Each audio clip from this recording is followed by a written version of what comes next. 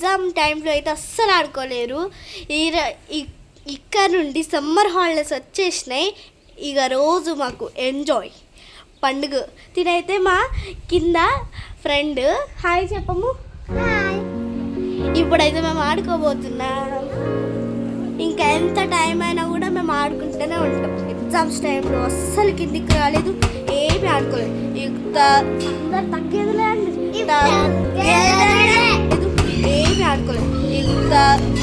Exam టైంలో అయితే అస్సలు ఆడుకోలేరు. ఇక్కడ నుండి సమ్మర్ హాలిడేస్ వచ్చేసినాయి.